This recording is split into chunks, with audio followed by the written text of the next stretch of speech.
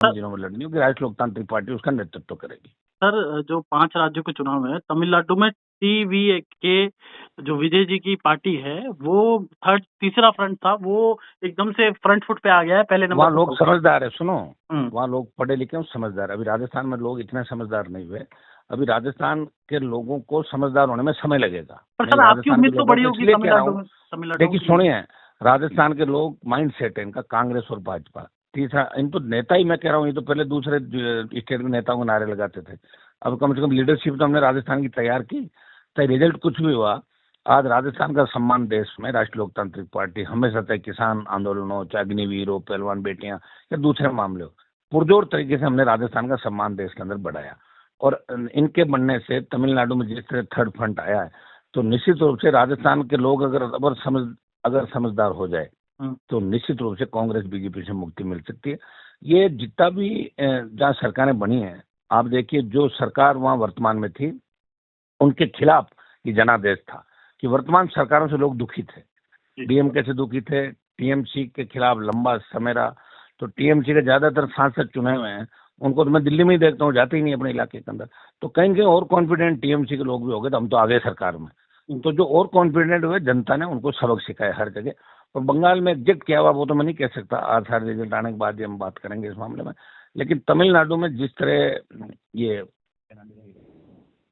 TVK जिस तरह विजय की पार्टी जीती है, इस विजय जो फिल्म स्टार है, निश्चित रूप से राजस्थान के लोग भी कहीं न कहीं महसूस करें, राजस्थान, मध्य प्रदेश, गुजरात के, कि हम वो 2-3 राज्य बचे हैं जहाँ तीसरी ताकतों हम खड़ी नहीं कर पाए। सड़क पे टोल देंगे, थाने में जूते खाएंगे, भ्रष्टाचार होगा, पेपर लीक होगा, आत्महत्याएं होगी, लेकिन फिर भी हम नहीं समझेंगे।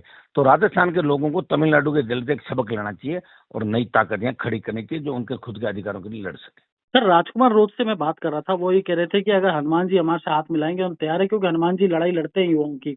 और अगर वो हमारे छोटे भाई हैं, सुनो, और हम्म। निश्चित रूप से हम दोनों एक होकर लड़ेंगे, इसमें कोई दो राय नहीं।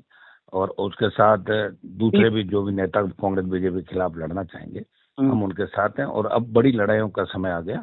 अब हम एयर कंडीशन कमरों में दूसरे नेताओं से नहीं बैठने वाले। हम तो गर्मी सर्दी में आंदोलन करते थे, तो अब सर्दी गर्मी तूफान सब जगह लड़ते रहे।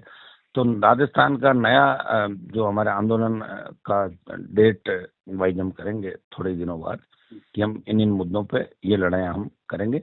आवश्यकता पड़ी तो अग्निवीर को लेकर हम दिल्ली के रास्ते भी जाम करेंगे, दिल्ली कूच करेंगे और अग्निवीर को भी वापस खत्म करा के पूर्व की भांति सेनापति रैलियां भी। एक अंतिम सवाल सर, जो आप शादियों में जा रहे हैं, बड़ी भीड़ हो रही है, कई नेताओं टेंशन में आ गए हैं कि हनुमान जी की शादी में जाते हैं कि इतनी भीड़ हो जाती है। नेता क्या मुझे बुला तो लेते हैं, मुझे बुला लेते हैं, और उसके बाद क्या, जब मैं जाता हूँ अब तो लोग तो अपने आप आते हैं, प्यार करते हैं मेरे से, तो उसके बाद नेता इधर उधर हो जाते हैं। तो मैं उन नेताओं से आग्रह करना चाहता हूँ कि अगर आप मुझे बुला के और छुप जाते हो तो फिर बुलाया मत करो मुझे। भाई मुझे बुलाना भी चाहते हो, माहौल भी बनाना चाहते हो अपना, तो अब हनुमान बेनीवाल को पसंद करता है राजस्थान का नौजवान। तो मैं शादी ब्याह में सब पार्टियों में जाता हूँ, ऐसा नहीं, जो भी बुलाता है उनके जाता हूँ। लेकिन कई नेताओं को मैंने देखा कि मुझे बुला लेते हैं और उनकी शादियों में जब मेरे नारे लगते हैं या दूसरी गूंज होती है तो उनको शर्म आती है, इसलिए छुप जाते हैं तो टेंट में। तो उनको फिर मुझे बुलाना नहीं चाहिए। मुझे वही लोग बुलाएं जो हिम्मत वाले हो, दिलदार हो, वो बुलाए जो मेरी आवभगत कर सके और मेरे लोगों को वहाँ चाय पानी पिला सके। सर, प्रभारी जी राधा मोहन अग्रवाल जी अब सचिन पायलट के लिए बोल रहे हैं, पहले आपको चुहा बोल रहे थे। अभी का मुझे नहीं पता, वो चुहा बोल रहे थे उसमें बोल दिया था ना, मैंने बयान दे दिया था। तो क्या लगता है उनका मानसिक स्तर ठीक है क्या? अब उनका मुझे नहीं पता, मैं लंबे समय से मेरी बात भी नहीं, मैंने बयान भी नहीं पढ़ा, मैं तो एक बार दे दिया ना बयान था। अब तो पायलट से पूछो आप, अब पायलट के बारे में बोला तो वही बताएंगे कि उनका क्या स्टैंड है। तो पायलट जी क्या बारे में बोला तो मैंने पायलट जी का विमान राजस्थान में उड़ेगा सर, वहाँ देश में उड़ेगा? अब पता नहीं कहाँ उड़ेगा, कहाँ कांग्रेस की हालत कहाँ हुई देश में। देखो ना, अब कांग्रेस यहाँ तमिलनाडु बंगाल में आप स्टेट में देखो तो कांग्रेस पार्टी कहाँ बची है साहब।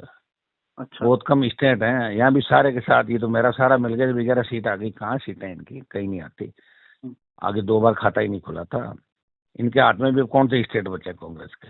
अगर केरल में है तो भी मोर्चा आया पूरा, कांग्रेस अकेली थोड़ी आई है। कारण क्या है सर, आपको क्या लगता है? बस कारण वही, लंबा समय हो गया ना, लंबा समय हो गया और बस सिर्फ अपनी बात कहते जाना और अपने उस बातों में नहीं रहना। तो अब कहीं न कहीं जो फीडबैक राहुल गांधी प्रियंका गांधी को मिलते हैं, जहाँ से वो फीडबैक लेते हैं, वो फीडबैक देने वाले सही लोग नहीं है। गलत फीडबैक के आधार पर पार्टी चल रही, तो ऐसे ही चलेगा फिर सारा। आपसे मांगेंगे तो आप अब देंगे तो सर? चूंकि इंडिया अलायंस में है तो उनके साथ खड़े हैं भाई। उपराष्ट्रपति का चुनाव, महिला बिल, आपने देखा होगा कि हम सरकार के खिलाफ वोट करते हैं। नहीं, कांग्रेस आपसे फीडबैक मांगेगी आला कमान, तो आप देंगे? मेरे केस में से क्यों मांगेगी कांग्रेस फीडबैक? मैं कोई अलायंस कांग्रेस में थोड़ा ही फीडबैक। सर, अलायंस में तो है ना सर आप? अब पता नहीं अलायंस आगे, मेरा अलायंस यहाँ हुआ नहीं ना, कांग्रेस बीजेपी दोनों से कहाँ अलायंस किया था मैंने? राजस्थान में नहीं किया था दोनों से। मैं मेरे वादे पे था कि मैं नहीं करूंगा। अगर मैं करता तो कांग्रेस सरकार के अंदर आती, बीजेपी को मुंह की खानी पड़ती। लोकसभा आज भी बीजेपी के जो 5 MP आपके, में चाहे बीकानेर, अलवर, जोधपुर, जयपुर ग्रामीण, कोटा, यहाँ कहीं न कहीं हनुमान बेनीवाल का अपरोक्ष रूप से सहयोग रहा है। अगर मैं इनके यहाँ रैलियां करता तो निश्चित रूप से इनको तकलीफ पड़ती, क्योंकि कांग्रेस ने मेरे साथ धोखा किया। मेरा बाड़मेर का कैंडिडेट लगे तो मैंने भी नहीं प्रचार किया इन जगहों पर कांग्रेस का, तो कांग्रेस को नुकसान हुआ इन जगहों पर। तो आप गठबंधन नहीं करेंगे कांग्रेस साहब?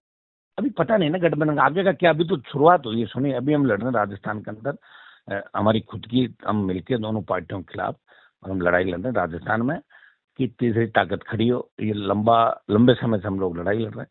अब आपने बीजेपी का उदाहरण दिया, तो बीजेपी हमारे बाद आई, छोटे भाई हमारे, उनको भी हम लेंगे साथ में, हम दोनों मिलेंगे। और भी लोग जैसे आ सकते हैं, तो हम चाहेंगे शेड्यूल कास्ट, मुस्लिम, शोषित पीड़ित तबका राजस्थान में साथ आए और एक बार इन दोनों पार्टियों को घर बिठाए। और दिल्ली में हम अभी इंडिया अलायंस के साथ है। अभी जो भी वोटिंग होगी आने वाले समय के अंदर, तो हमारा वोट भारतीय जनता पार्टी के खिलाफ पड़ेगा जहाँ भी आवश्यकता होगी।